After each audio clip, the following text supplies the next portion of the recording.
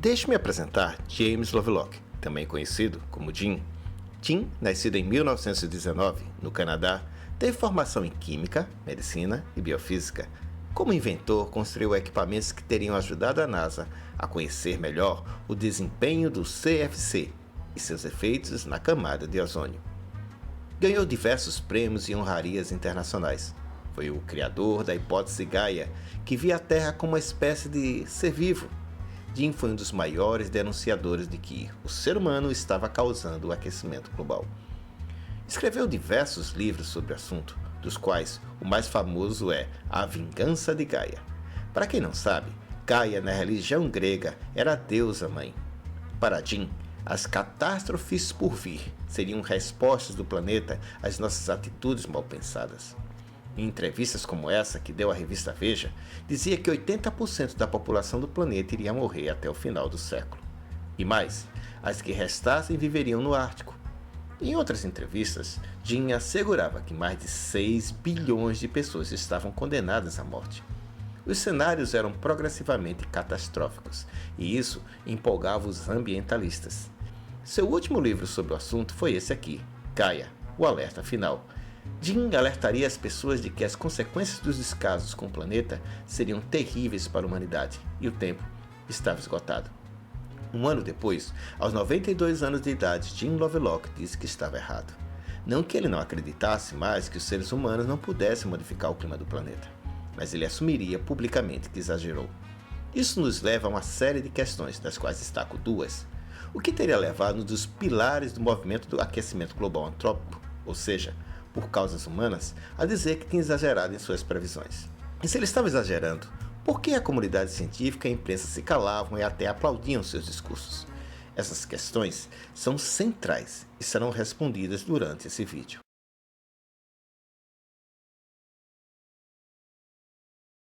Esse é Thomas Robert Malthus. Malthus nasceu em 1766 numa próspera família agrícola. Ele foi contemporâneo da Lei dos Pobres, num período climático chamado Pequena Era do Gelo, onde as temperaturas estavam mais frias. Daí, as populações saíam dos campos e buscavam trabalhos nas cidades, e existia, obviamente, uma grande concentração dessas populações de miseráveis nos grandes centros urbanos. Então o governo britânico cedia dinheiro às igrejas para que ela distribuísse tarefas para as pessoas mais miseráveis, de forma que pudessem lhes dar uma vida mais digna. Malthus, que era religioso, aliás, era um clérigo, era contra isso. Ele achava que as coisas deveriam seguir o seu curso natural. E por que isso? Porque ele acreditava que os alimentos cresceriam em progressão aritmética, tipo 2 mais 2 mais 2, e as populações cresceriam em progressão geométrica, tipo 2 vezes 2 vezes 2 vezes 2. Assim, em um dado momento, existiriam mais populações que alimentos. Malthus, em seu livro Ensaios sobre a População, mencionou que existia uma espécie de seleção natural que faria com que os mais aptos sobrevivessem aos menos aptos. Assim, fomes, doenças, guerras restabeleceriam o equilíbrio. Isso lembra a teoria da evolução? Pois é, Malthus, além de inspirar economistas através dos tempos, também foi um dos grandes inspiradores da teoria da evolução, fato esse reconhecido tanto por Wallace como por Darwin. Malthus estava errado, pelo menos na sua teoria do alimento versus população.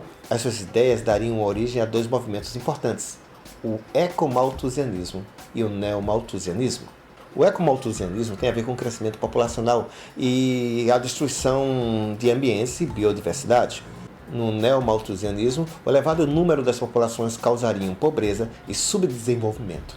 Para Malthus, as populações deveriam ser controladas pela moralidade. Mas no neomalthusianismo é admitida a esterilização de pessoas como métodos mais radicais para controle das populações. Apesar da preocupação com o crescimento das populações humanas, já é um fato que essas populações estão crescendo cada vez menos. Mantida a tendência que em algum momento essas populações começarão a diminuir. Mas voltando ao assunto climatologia, o ano de 1963 seria um ano marcante para a história desse embate. Enquanto a ONU discutia num congresso o resfriamento global, ou seja, o medo da chegada de uma nova era glacial, no mesmo ano a Fundação Conservação, através de Charles David Keeling, alertava as consequências da duplicação do CO2 na atmosfera. Pouco tempo depois, dentro dessa linha neomalthusiana, surgiu um escritor que era médico. Seu nome era Paul Ehrlich, que junto com sua esposa Anne escreveu um livro chamado Bomba Populacional. Publicado no final dos anos 60, ele previa já nos anos 70 e 80 a morte de milhões de pessoas e grandes convulsões sociais, exatamente por conta do crescimento populacional. Os Estados Unidos deveriam coordenar o processo de redução das populações. Ehrlich, como Malthus, exagerou na linha catastrófica do discurso, mas Ehrlich tinha muitos amigos, entre eles Margaret Mead e Steven Schneider. Sobre Schneider, eu farei um vídeo à parte, discutindo detalhadamente questões éticas de seu discurso, tendo em foco uma análise efetuada por Judith Curry, de quem eu falarei bastante ainda nesse vídeo. Já Margaret Mead nasceu na Filadélfia em 1901 e se destacou mundialmente com sua pesquisa denominada Coming Age in Samoa, cujo orientador era o socialista Franz Boas. O livro de Mead mencionava diversos aspectos interessantes ou surpreendentes para a sociedade ocidental. Por exemplo, que as mulheres de Samoa adiavam seus casamentos por anos para desfrutar de sexo ocasional. O livro de Mead mudaria conceitualmente a antropologia em si, e isso transformou Mead numa estrela da ciência. Em 1975, Margaret Mead presidiu uma conferência que é considerada por muitos um marco inicial da luta pela ideia do aquecimento global antropogênico. Seu título, para variar, alarmista.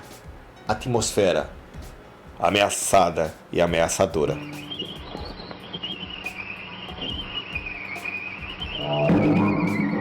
E o fantasma de Malthus reapareceria? Pois é, na conferência foi dita a seguinte frase: há argumentos de que a liberação de energia para sustentar uma população mundial grande e afluente poderia, possivelmente, aquecer excessivamente a Terra, e derreter os lençóis de gelo, da Groenlândia e da Antártida. A ideia do consenso começava não a ser discutida, mas a ser imposta. No mesmo ano, em 1975, a Academia Nacional de Ciências dos Estados Unidos divulgava um estudo denominado Entendendo as Mudanças Climáticas, um programa para ação. Curioso é que os autores disseram o seguinte: não temos um bom entendimento quantitativo da nossa máquina climática e o que determina o seu curso. Sem o entendimento fundamental, não parece possível prever o clima.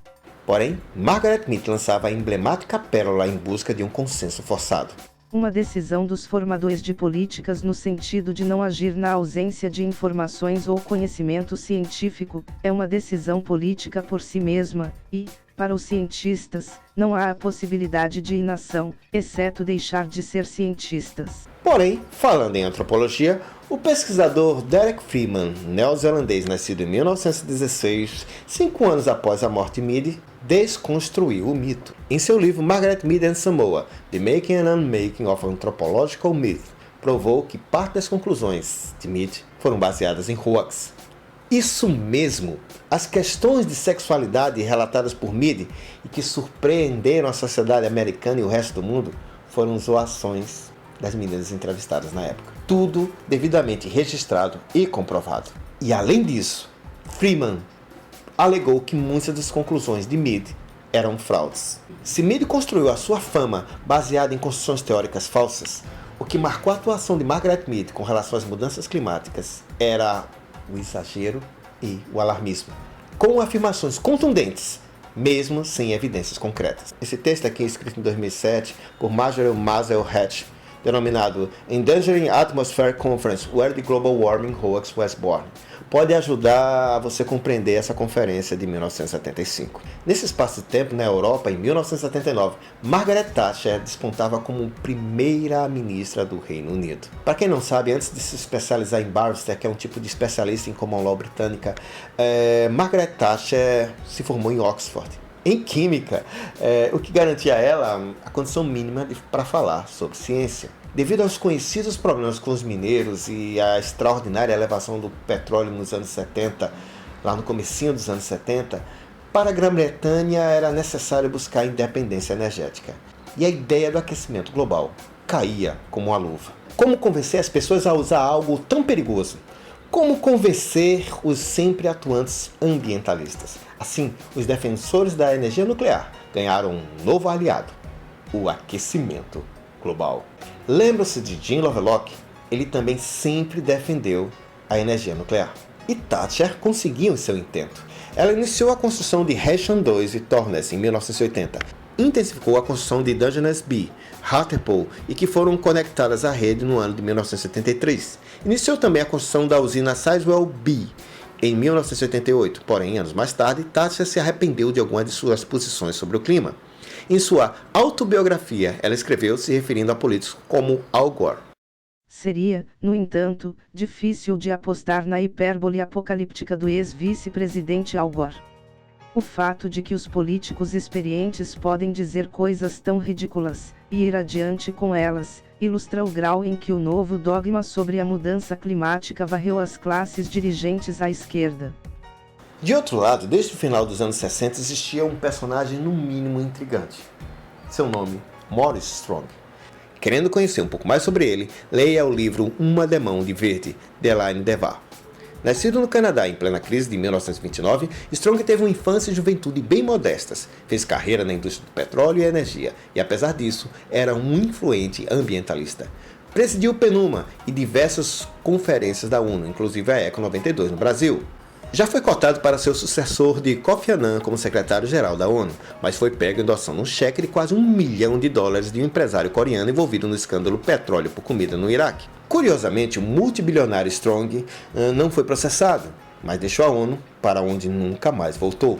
Strong foi um grande incentivador do protocolo de Kyoto no Japão. Ele e um grupo de empresários dos quais se destaca Al Gore apostavam na venda de créditos de carbono. Faremos um vídeo específico sobre a parte econômica do aquecimento global, mas o sistema Cap and Trade fica estabelecido um limite de emissão de gases para os países. Dentro desses limites, quem tiver sobras pode comercializar, por exemplo, os chamados créditos de carbono. Isso mesmo, limitar para comercializar. Se você quiser conhecer um pouco melhor sobre o assunto, adquira esse livro, Mercado de Carbono e Protocolo de Kyoto, da editora Atlas, que vai estar na descrição do vídeo. Uma matéria crítica com denúncias contra Al Gore você vai encontrar nessa matéria The Money and Connection Behind Al Gore's Carbon Crusade, que também está na descrição. Leia também a matéria O Escândalo Mundial do Comércio de Carbono. Os créditos de carbono estão atualmente em baixa. A União Europeia, estima um banco suíço, perdeu quase $300 bilhões nesse processo. A Bolsa de Chicago, nos Estados Unidos, também fechou. Isso se dá à queda de credibilidade da própria sustentação desse processo de créditos de carbono. Mesmo com todos os aspectos negativos, pensam em retomar o processo. Por que será?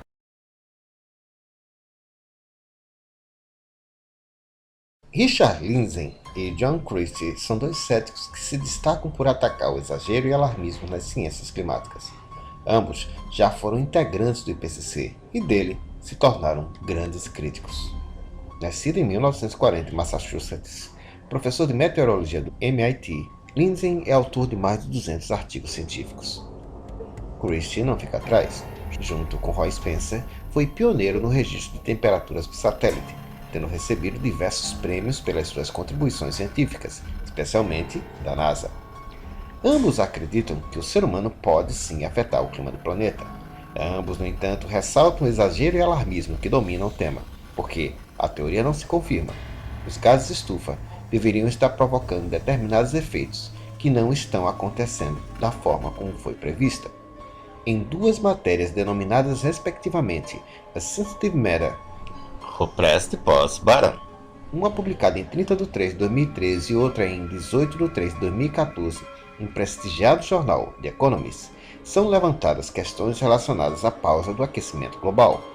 Pausa no aquecimento? Como assim? Isso mesmo. Nos anos 90, segundo as matérias, a temperatura do planeta teria crescido em 0,18 graus Celsius. No entanto, de 1998 até 2013, a temperatura teria crescido apenas 0,04 graus Celsius. É o que se chama de pausa, ou hiato. O também prestigiado jornal alemão Spiegel Online publicou em 23 de setembro de 2013 uma crítica denominada Warming Plateau, Climatologists Face Inconvenient Truth. O jornal Mail Online já mencionava uma pausa não de 15, mas de 16 anos, uma matéria publicada em 13 de outubro de 2012 denominada Global Warming Stopped 16 Years Ago. Em outra matéria, em 14 de setembro de 2013, afirmava que cientistas conceituados admitiam que o aquecimento foi de apenas um quarto do que era esperado. Como pode ser visto nesse gráfico, segundo o professor John Chris da Universidade do Alabama, 36 dos 38 modelos de clima haviam errado em suas projeções. Foram apresentadas aproximadamente 52 justificativas diferentes em papéis revisados por pares, evidenciando os motivos da pausa. Os mais diversos modelos climáticos nos anos 90 fizeram projeções para o clima futuro. E esses são os resultados. Como pode ser aqui observado, quase todos os modelos falharam. E por que isso acontece? Porque, para se estabelecer competências ou conhecimentos a respeito do clima, se faz necessário uma gama de informações que talvez não tenhamos o adequado domínio. E quem diz isso são cientistas renomados, como por exemplo James Hansen, defensor do aquecimento provocado pelo homem e ex-cientista da NASA. Em seu apocalíptico livro chamado Tempestade de Meus Netos, James Hansen afirma diversas vezes que as observações são melhores do que os modelos, que são falhos. Porém, foi graças a esses modelos que em 1988 Hansen amedrontou o Senado americano e o mundo com previsões apocalípticas. Mas esse é um assunto que veremos um pouco mais adiante. O importante por hora é saber que boa parte das projeções efetuadas para o futuro se baseiam em modelos de computador. São eles que dão informações de que, por exemplo,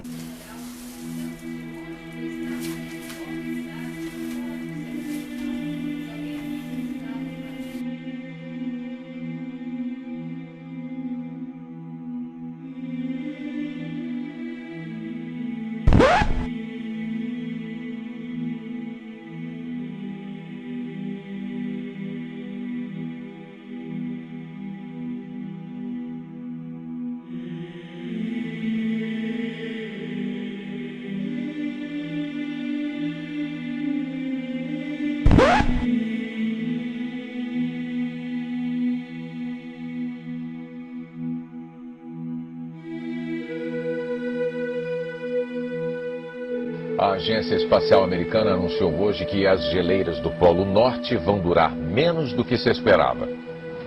Cientistas da NASA reexaminaram fotos de satélite e dados e concluíram que o gelo da calota polar pode derreter totalmente no verão de 2012.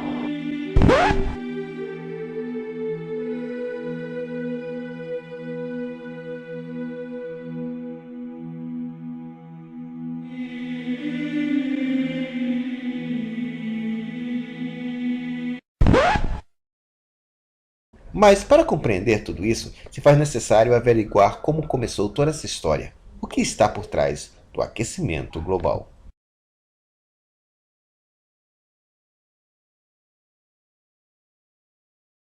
Deixe-me apresentar Al Gore. Ex-vice-presidente norte-americano, nascido em 1948 em Washington, D.C., Gore é um dos mais ativos defensores da luta contra o aquecimento global. Em 2007, Gore ganhou um Oscar pelo seu filme Uma Verdade Inconveniente. Além disso, ganharia também, junto com o IPCC, o Prêmio Nobel da Paz, além de um Grammy. O filme de Gore foi adquirido pelos britânicos e seria exposto na rede pública. Foi quando o pai de família... Ai, que delícia, cara! Não esse pai de família, e sim Stuart Dimmock, um tipo de conselheiro de uma escola pública, patrocinou uma ação contra a exibição do vídeo que considerava mentiroso. A propaganda de divulgação do filme da Paramount dizia o seguinte: se a grande maioria dos cientistas estiverem corretos, nós temos apenas 10 anos para evitar a maior catástrofe planetária envolvendo clima extremo, inundações, secas, epidemias e ondas de calor assassinas jamais experimentadas. Pelo filme que é de 2006, ano que vem, todos nós estaremos em terríveis apuros. E eis a pergunta: a maioria dos cientistas errou? Eu digo não, eles nunca disseram isso. você precisa perceber que informações alarmistas e exageradas fazem parte do circo que envolve a ciência do clima. Não estou falando de cientistas que estão elaborando pesquisas e emitindo opiniões, mas sim alguns poucos grupos que manipulam essas informações através dos tempos. Mas como dizia, Stuart Dimmock, o pai de família, entrou com uma ação tentando impedir a exibição do filme na rede pública. Ele perdeu a ação, mas parcialmente. O juiz Michael Burton da Alta Corte Britânica, depois de ouvir diversos especialistas sobre o assunto, concordou sobre a importância do tema a ser discutido e que o filme fosse exibido na rede pública. Mas teve um porém. Deveriam haver orientações dos professores sobre 9 pontos que eram exagerados e alarmistas. O juiz Burton enumerou esses pontos, que considerou também uma visão apocalíptica, e eu vou relatar alguns deles, quais sejam. Gore disse que o nível do mar seria elevado em 20 pés, ou 6 metros. James Hansen, que foi um dos mentores de Gore, acreditava nessa possibilidade em seu livro Tempestade dos Meus Netos, página 187.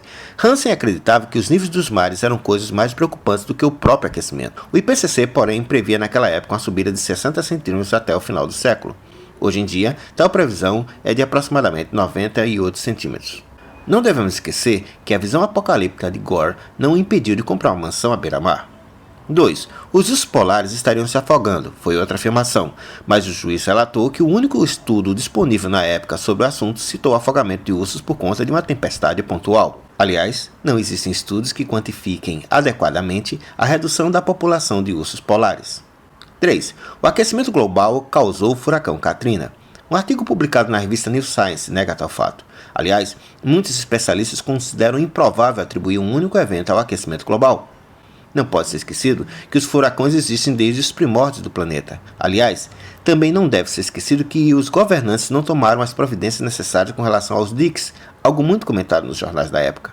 Porém, poucas pessoas no mundo podem falar de furacão como Judith Curry, coautora de um conhecido paper de 2005 na Nature, com Kerry Emanuel e outros, e a postagem em seu blog denominada Hurricanes and Global Warming 5 Years Post-Katrina vai ajudar você a compreender aspectos importantes desse evento, como uma análise crítica ao seu próprio papel e ao que foi divulgado na mídia. Matt Collins, meteorologista sênior do Met Office, inclusive afirma que o aquecimento global não causa tempestades. Mas e o IPCC? O que é que ele diz atualmente? Globalmente, há pouca confiança na atribuição de mudanças na atividade dos ciclones tropicais à influência humana.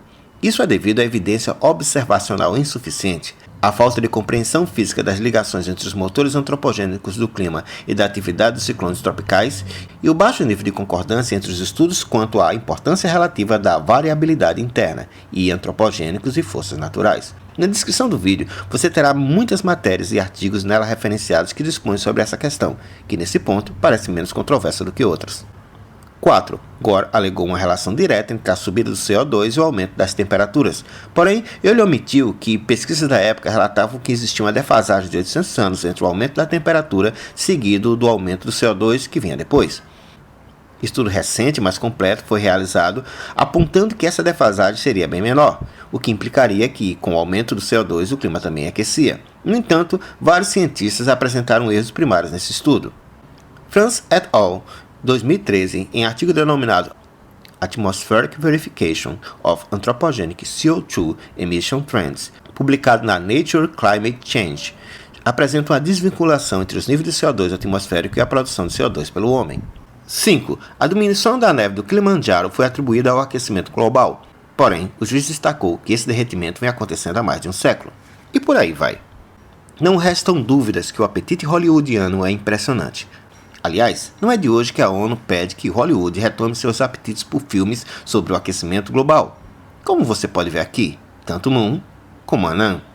É sabido que a maioria desses filmes tem o objetivo de causar medo, como no filme O Dia Depois de Amanhã. O que me deixa a seguinte dúvida: se pretende que façam vídeos para esclarecer ou para amedrontar?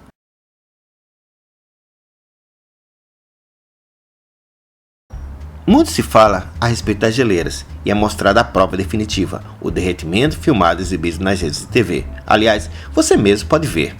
É possível contestar isso?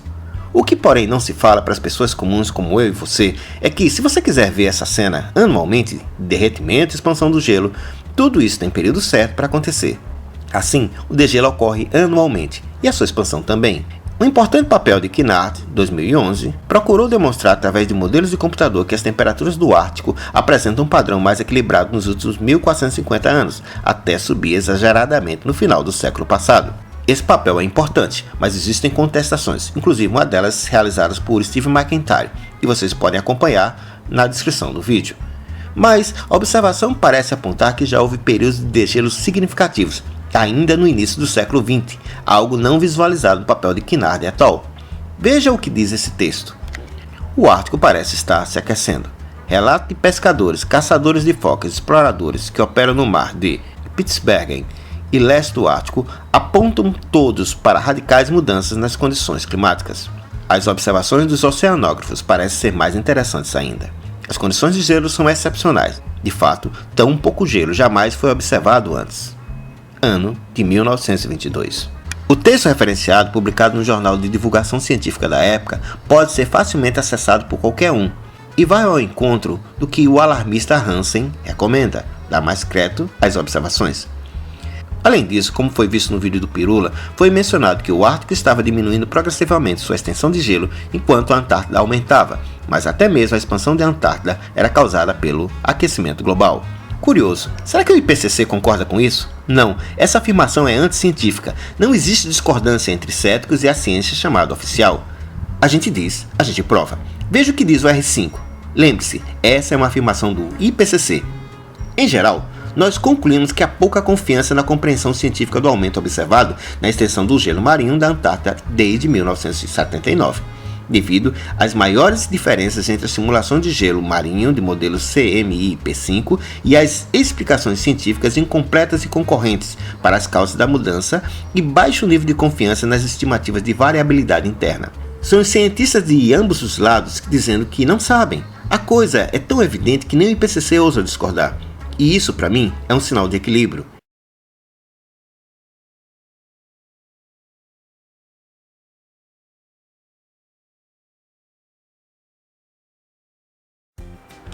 O Dr. Richard Tol abandonou o IPCC por discordar das interferências políticas nas conclusões científicas, especialmente nos sumários para formuladores de políticas. Diversos relatos de influências políticas estão divulgados na mídia, inclusive como esse aqui, onde de madrugada políticos pressionaram um cientista a mudar seu relatório. Ele é o não cético Robert Stavins, que denunciou publicamente interferências de última hora em seu relatório. Aliás, diversos são os casos de cientistas que abandonam esses dogmas por conta disso. A questão é que alega-se que os céticos são chorões. Na verdade, não existe nenhuma perseguição a cientistas, afinal de contas, que discordam do consenso do aquecimento global são tolos, uns cientistas bobões e despreparados que não merecem nossa atenção. Mas vou te mostrar o que acontece com cientistas que queiram desafiar a religião do aquecimento. Deixe-me apresentar Leonard Benson. Dr. Leonard Benson, nascido em 1935 na Suíça, que não é qualquer um. Ele é um dos cientistas mais renomados do mundo. Publicou nada menos de 225 artigos. Ele é daqueles cientistas de primeira linha. O Dr. Benson decidiu se juntar aos céticos e seu objetivo era bastante honesto. Ele apenas queria discutir a questão com maior bom senso. O que o Dr. Benson não sabia é que estava se metendo numa bronca sem tamanho. Assim que se juntou aos céticos, diversos cientistas pediram para retirar seu nome de papéis que haviam feito em conjunto. Foram tantas as pressões de diversas ordens que o Dr. Benson decidiu renunciar ao think tank que tinha se associado. E ele diz os motivos. Um deles é que ele temia pela sua integridade física. A avalanche de ataques foi tão grande, seguida da falta de respeito, que foi preciso que a presidente do MET, Julia Slingo, efetuasse desagravo público. Judith Curry assim escreveu em seu blog. Por agora, vou dizer que lamento profundamente que qualquer cientista, em particular um cientista tão distinto como o Benson, precise aturar esses ataques. Vimos também uma exibição vergonhosa do macartismo realizado por cientistas do clima, que tem o potencial de fazer tanto mal para a ciência do clima, como fizeram os e-mails do Climate Gate. E observem, ele não queria negar o aquecimento, só queria questionar a sensibilidade climática e o grau de efetividade do efeito estufa. Bobões, despreparados, malucos, fanáticos. Eis aqui uma relação de 50 integrantes do IPCC. São cientistas renomados, especialistas em suas áreas e conhecidos no mundo inteiro. Tem até prêmio Nobel entre eles. Leiam o que eles falam e tirem as suas próprias conclusões.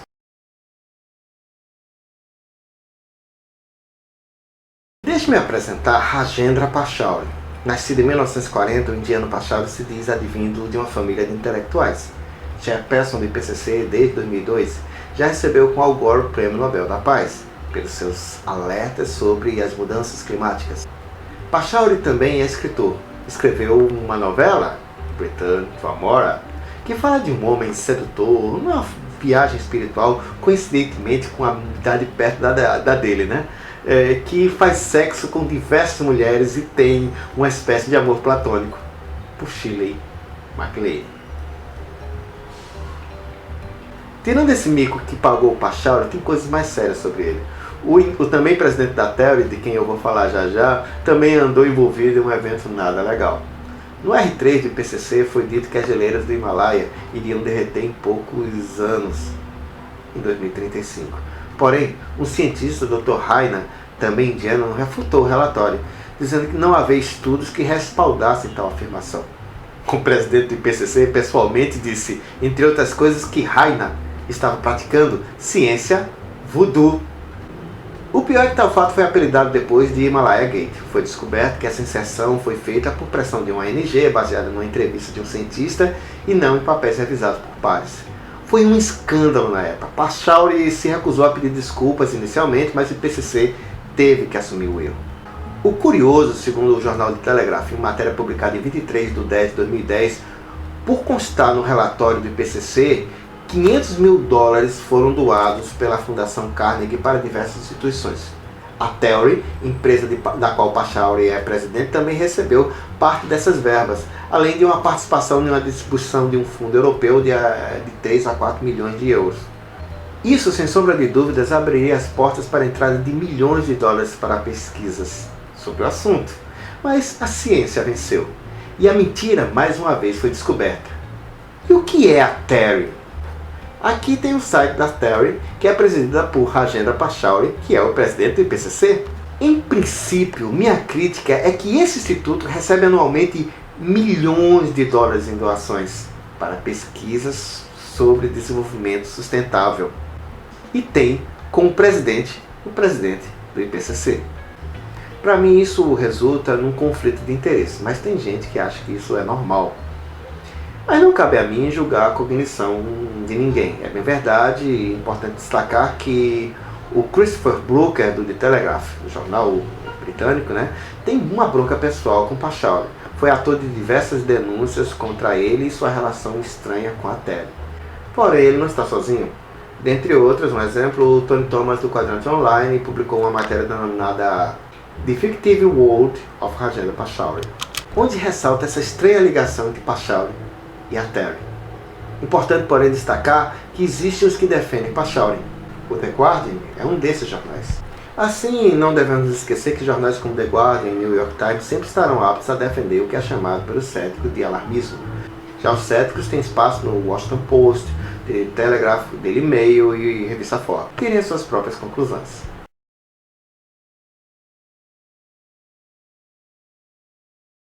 Um dos mais brilhantes matemáticos da história da humanidade foi Blaise Pascal. Além de autor do cálculo infinitesimal, ainda ajudou Newton e Leibniz na construção do cálculo integral e diferencial. Mas Pascal também foi o autor da famosa aposta de Pascal, que tentava demonstrar probabilisticamente que era melhor ter fé em Deus do que não ter. Se você se propusesse a servir a Deus, então você seria salvo. Caso contrário, coisas ruins poderiam lhe acontecer, como sua ida ao inferno. Então seria melhor servir a Deus do que não servir. E mesmo que você tivesse alguma resistência, isso seria superado pela sua demonstração da crença, de sua crença, mesmo que ela fosse verdadeira ou não. A aposta de Pascal apresenta vários problemas. Um deles é que se o verdadeiro Deus não fosse o Deus cristão, fosse, por exemplo, o Deus hindu, o Deus egípcio ou da Grécia e Roma antigas, então de que adiantaria você escolher o Deus cristão? Aliás, mesmo que você fosse à missa, isso não garantiria a tua salvação, porque mesmo pertencendo a uma congregação religiosa, a salvação ela é alcançada pela fé. E quem é que garante que essa fé te alcançaria? Mas o que isso tem a ver com mudanças climáticas e aquecimento global? É que no que se refere a mudanças climáticas, existe o tal do princípio da precaução. E os conservadores podem espernear, mas isso nada mais é do que a reconstrução teórica da aposta de Pascal. Por esse princípio, tomar atitudes contra o aquecimento global, como por exemplo, diminuir as emissões de combustíveis fósseis na atmosfera, é a melhor coisa a fazer. E mesmo que o CO2 não cause ou não cause tanto o aquecimento global, a humanidade não teria nada a perder porque estaria protegendo a vida no planeta. Esse princípio foi citado pelo Pirula e por pelo menos 2 professores em seu vídeo. Aliás, essa é uma retórica bastante usada na história do ambientalismo, dizendo que, mesmo que estejamos errados, não temos nada a perder. Aí temos vários problemas graves. Segundo Rogério Lino, gastar bilhões ou trilhões de dólares em tecnologias limpas e obrigando os países menos desenvolvidos a adotar essas mesmas tecnologias acaba impedindo o desenvolvimento e prejudicando esses próprios países. Os maiores emissores de gases estufa do planeta, Estados Unidos e China, a cada ano emitem mais e mais gases. Enquanto isso, países como o Brasil, na COP15, através do presidente Lula, resolve numa engenharia econômica investir até 2020 cerca de 166 bilhões de dólares, ou seja, 16 bilhões de dólares a cada ano. Não seria mais inteligente ou pertinente, em vez de gastar trilhões de dólares para salvar populações futuras, salvar a população que existe hoje em dia, como a fome, a morte e as doenças que afligem países subdesenvolvidos principalmente? Será que, como dizia Thomas Malthus, devemos manter o padrão aceitável dos mais abastados e impedir o crescimento da pobreza através do controle populacional dos mesmos? De que tipo de lógica estamos falando? Esse princípio da precaução é tão ingênuo quanto a aposta do brilhante Blaise Pascal. Blaise Pascal, em matemática, era um gênio, mas nesse assunto ele falou besteira. Não podemos nos esquecer também que grande parte das urgências que fazem surgir a necessidade da precaução são alarmistas. Tudo isso comprovado com farta documentação. O medo implantado na população de que cerca de 6 bilhões de pessoas morreriam em 100 anos, que a Amazônia secaria, que os ursos polares seriam extintos, que furacões devastariam a Terra e por aí vai, demandariam urgência na precaução. Acho que antes de usar o princípio da precaução, as pessoas deveriam usar a lógica e a razão. E com todo o respeito às religiões, mas incutir algum teor de fundamentalismo na ciência demonstra uma boa dose de politicagem e falta de bom senso.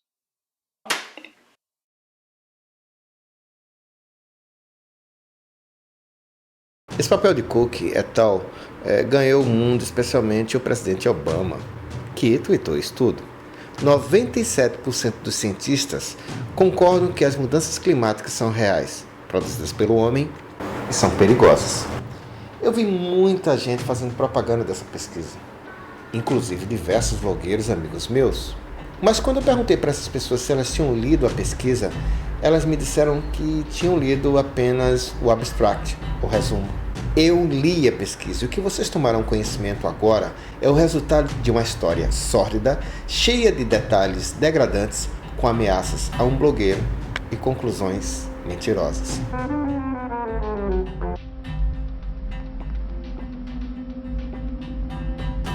12.465 papéis foram analisados. Desses, 186 foram eliminados por não serem revisados, 288 por não se referirem a clima e 47 por não terem um abstract. Assim, restaram 11.944 papéis, publicados em jornais científicos desde 1980. A pesquisa foi dividida em 7 itens. 1. Endosso explícito com quantificação. Afirmação explícita de que os seres humanos são a causa principal do aquecimento global. E a pesquisa dá o exemplo. O aquecimento global durante o século XX é causado principalmente pelo incremento da concentração de gases de estufa, especialmente no final dos anos 1980. Nesse caso, não há dúvidas, todos os casos que estivessem nessa situação endossariam explicitamente que o homem é o principal causador do aquecimento global. Agora, a fraude começa aqui. 2. Endosso explícito, sem quantificação. Afirmações explícitas de que os humanos estão causando o aquecimento global ou se referem ao aquecimento global antropogênico como uma causa conhecida. Preste bem atenção ao exemplo. Emissões de uma ampla gama de gases de efeito estufa de durações diferentes contribuem para as mudanças climáticas globais. Concentre-se no verbo contribuem. Eu posso colocar numa receita de bolo que 1% do conteúdo será de passas. As passas contribuirão para a receita de bolo, mas ela não é necessariamente o principal elemento. Mas aguardem que a coisa vai melhorar ou piorar de vez. Endosso implícito implica que os humanos estão causando o aquecimento global. Exemplo, o sequestro de carbono no solo é importante para mitigar as mudanças climáticas globais. Aqui, da mesma forma que a questão anterior, apenas aponta para o fato da ação humana, não de que ela é a principal causa. Observem, essas três questões representam um alegado consenso de 97,1% de que o ser humano é o principal causador do aquecimento global. Concluindo as estatísticas da pesquisa, os itens 1, 2 e 3 chegam ao percentual de 32,6%. O item 4 representa os papéis que não assumiram qualquer posição sobre o aquecimento global e totalizam 66,4%. Isso mesmo, mais de 2/3 não se posicionaram. Os itens 5 e 6, ou seja, as rejeições implícitas e explícitas, totalizam 0,7%. O item 7 se refere aos que estão com dúvida e totalizaria 0,3%. Assim, dos 12.465 papéis iniciais, retirando os papéis do item 4, apenas 4.014 serviram de base para o estudo. É daí que se vê os 97,1%. Isso fica mais claro adiante. Mas vamos começar a destacar nossas dúvidas. Como assim mais de 66,4% não se posicionaram? Então, como é possível afirmar que a posição da comunidade científica é essa ou aquela se 66,4% das pesquisas analisadas não se manifestaram sobre o assunto? Mas, por incrível que pareça, esse não é o ponto. Esse é um detalhe insignificante para o que eu tenho a mostrar. A pesquisa demonstrou que, excluídas as pesquisas que não se posicionaram, ou seja, 66,4%, as novas totalizações seriam as seguintes: 97,1% da comunidade científica endossa o aquecimento global causado pelo homem, 1,9% rejeita ele e 1% são de indecisos. Porém, preste bem atenção nisso. Procure na pesquisa onde John Cook discriminou o percentual de 97,1%. Melhor dizendo, qual o total da categoria 1, que endossa explicitamente com quantificação, o total da categoria 2, que endossa explicitamente sem quantificar, o que já provamos ser falso, e categoria 3, que endossa implicitamente, que já provamos também que é falso. Isso não tem na pesquisa. Você não encontra. E por quê? Porque essa seria a chave da farsa. É aí onde entra o blogueiro Brandon Schollenberger. Esse blogueiro conseguiu as senhas onde estavam arquivados os dados da pesquisa num fórum secreto dos pesquisadores. Eles vacilaram nos links. E Schollenberger comunicou isso ao John Cook, idealizador da pesquisa. E o que aconteceu? A Universidade de Queensland, que se dizia proprietária da pesquisa, alegando questões de confidencialidade, contratou um advogado e ameaçou processar o blogueiro se ele divulgasse os dados e se ele divulgasse a carta de ameaça. Brandon pensou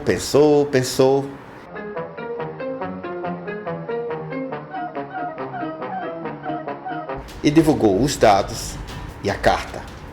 Daí foi uma farra. Numa matéria intitulada Uma Falsificação Climática, cheque você mesmo, o jurista David Friedman evidencia os números omitidos por Cook. Item 1, 64 pesquisas. Item 2, 922 pesquisas. Item 3, 2.910 pesquisas. Conforme demonstramos anteriormente, os itens 2 e 3 apenas atestam que o ser humano contribui para o aquecimento global, e não que é a sua principal causa. Assim, restam 64 pesquisas que atestam ser o homem o principal causador do aquecimento e representam apenas 1,6% das pesquisas consideradas válidas. Isso demonstrou um erro metodológico tão grande que o Dr. Richard Tol, que integrou o IPCC por 16 anos, apresentou um papel revisado criticando a própria metodologia de Cook. Legado e Tol apresentaram outro papel revisado, que inclusive reduz o percentual das pesquisas que atestam o aquecimento global por causas humanas. Vale destacar que houve um debate crítico indireto entre Friedman e Cook, que você pode acompanhar aqui. Observe-se que Friedman relatou: Cook, de uma forma indigna, respondeu a uma crítica que eu não fiz, ignorou a crítica que eu fiz e ofereceu uma crítica irrelevante ao meu comentário. O que me deixa as seguintes questões: ou ele é um trapaceiro, ou é um tolo. Assim, temos comprovadamente uma pesquisa que diz que a maioria da comunidade científica afirma que o ser humano é o principal causador do aquecimento global, quando se demonstra que o máximo que se pode extrair é uma coisa óbvia. Até entre a maioria dos céticos existe o entendimento de que o ser humano pode alterar o clima do planeta, mesmo que seja de uma maneira insignificante ou até mais relevante. Veja o que diz o Dr. Leonard Benson. O fato da maioria dos cientistas, incluindo os céticos, acreditarem na possibilidade do homem atuar no clima do planeta globalmente, não significa de forma nenhuma que sejam os homens os principais causadores do aquecimento global. Aqui citamos linkagens que poderão ajudar você a avaliar outras pesquisas que apresentam dados talvez mais consistentes, inclusive da Sociedade Americana de Climatologia, que em números gerais apresentou percentuais de 52% dos que acreditam na ação humana como causa principal e 48% que discordam. Analise as informações e tirem as suas próprias conclusões.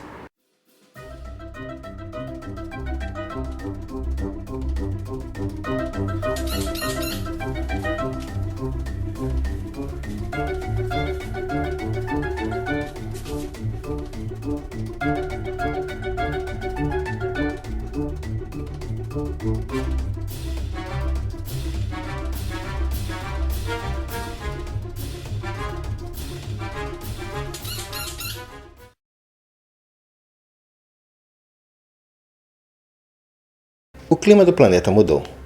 Isso é inquestionável. Mas o clima do planeta sempre mudou. Há 5 bilhões de anos atrás, éramos poeira cósmica. Há 4,5 bilhões de anos atrás, éramos um planeta de lava. A Terra já foi envolta em gelo, já teve um único continente e teve pelo menos 5 grandes extinções da vida, por causas naturais. O que conhecemos por Grand Canyon era a ligação de rios com grandes volumes de água. Foi a água que o esculpiu. Há aproximadamente 8 mil anos, o deserto do Saara era repleto de água, pode-se dizer ontem em termos de era geológica, e por conta de uma ligeira inclinação no eixo da Terra, se transformou no que é hoje, um deserto de areia. O planeta altera naturalmente através dos tempos. Lembra que os professores de geografia disseram a você: África e América do Sul já foram no passado o único lugar. E os ciclos de Milankovitch? Alguém já te explicou o que é isso? Se fala tanto em aquecimento global, mas esquece de dizer para você que normalmente a Terra é mais fria e vivemos num período interglacial. Tanto que nos anos 60 se tinha receio de estarmos entrando numa era glacial. E citamos no nosso texto uma conferência da ONU em 1963. Mas para James Hansen não devemos nos preocupar mais com isso, com uma nova era glacial, porque basta uma única fábrica de CFC para evitar qualquer era glacial. Acredite, ele disse isso. Sobre Hansen, tido como herói do clima, ele é conhecido por ser preso por suas lutas ativistas. Aliás, Judith Curry já elencou diversos climatologistas e meteorologistas engajados com associações de defesa do meio ambiente. Você não vê problemas com isso, não é? Ok. Hoje nos dizem que o clima está mudando, mas mudando mais rapidamente do que nunca. nos são apresentados estudos que apontam essas mudanças abruptas. Buscar informação e alertar dos perigos é altamente positivo, mas não basta apresentar esses estudos e principalmente dentro de grupos fechados. A comunidade precisa replicá-los. Assim, o contraditório, o feedback da comunidade científica é tão ou mais importante do que o que dizem os pares revisores. Aliás, matérias do prestigiado The Economist alertam para os problemas da ciência e sua replicação. A política de expansão de energias limpas também tem seus problemas. A energia eólica produz inconvenientes para as comunidades próximas por conta do barulho, é muito cara, apresenta desníveis de produção, também tem impactos na extração do material para a construção dos equipamentos e precisa ter bom nível de ventos para ser bem sucedida. A energia solar ainda está em processo de estudo, para aplicação, mas ninguém se liga e se pergunta onde é que a humanidade vai jogar fora tanta bateria inutilizada. Claro que a energia solar pode evoluir, desde que em alguns casos pare de assar pássaros enquanto voa. Parece coisa de desenho animado. A energia de hidrelétricas é criticada por causar vários estragos na biodiversidade, entre outros. A exploração do gás de folheiro, conhecido como gás de xisto, que inclusive salvou a economia americana, tem impactos ambientais terríveis. O carvão e o petróleo não trariam somente com o CO2 como inimigo, mas também uma série de componentes nocivos que poderiam gerar acidez nos ambientes. Estamos falando em proteger as sociedades futuras. Como foi que disse James Hansen? Tempestade dos meus netos. E os netos de tantas pessoas que morrem de fome hoje em dia, não por causa de nenhum aquecimento, mas por causa da fome, doenças, abandono e guerras. Não soa meio hipócrita tudo isso? E não se deixa de alimentar a todos por conta da capacidade de produção. O homem, como diz Molion, bicho inteligente, tem a capacidade de produzir hoje em dia mais alimentos do que pode consumir. Projetam fomes e guerras e convulsões para daqui a 50, 100 anos. Malthus já disse isso, Ehrlich já disse isso, a ONU fabrica isso. Mas lembra no começo do vídeo que fiz as ponderações sobre Lovelock? Ou seja, o que levou Jim a mudar de opinião e por que a comunidade científica se calou, mesmo acreditando que ele estava exagerando? O indicativo é de que o exagero e o alarmismo interessam a determinadas pessoas e grupos, pelos mais diversos motivos. Seja para defender o socialismo, seja para defender o capitalismo, a comercialização de créditos de carbono, a supremacia de nações sobre outras, seja para vender novas metodologias de produção de energia, seja para eliminar o desenvolvimento dos outros, seja para ganhar verbas para pesquisa. Nossa, eu poderia passar uma eternidade aqui elencando os motivos, e são muitos os motivos. E cadê o Sol? Com tantas pesquisas realçando a necessidade de compreendê-lo. Onde eles entram nos modelos do clima? Dizem alguns, ele é irrelevante. Os oceanos, depois que começaram as medições realizadas pelo sistema ARGO, apresentam pouca variação. Mas mesmo assim, os cientistas do IPCC acreditam que as mudanças climáticas provocadas pelo malvado ser humano causarão sua elevação de forma absurda. Amigos, como ficou aqui bem evidenciado, existe muita propaganda. Mas quando você confronta com a realidade, com conhecimento científico testável, Karl Popper, você percebe que as coisas são bem outras. Modelos científicos extremamente falhos são a palavra final para a implantação do preço do resgate. Ou vocês pagam trilhões de dólares, ou toda a humanidade morrerá. Estamos falando dos motores do mundo, os combustíveis, aquilo que guiará a economia planetária para adiante. Estamos falando no controle supranacional dos meios de produção através de imposições de regras em prol do condomínio denominado planeta Terra. Os alertas dos perigos das mudanças climáticas são válidos. Mas e o problema de tantas inconsistências? Tantas fraudes aqui evidenciadas, tantas mentiras deliberadas que têm o objetivo de idiotizar para lucrar. Esse vídeo tem o objetivo de restabelecer o seu senso crítico. Duvide, seja cético, é uma obrigação sua enquanto pensador. No mais, valeu!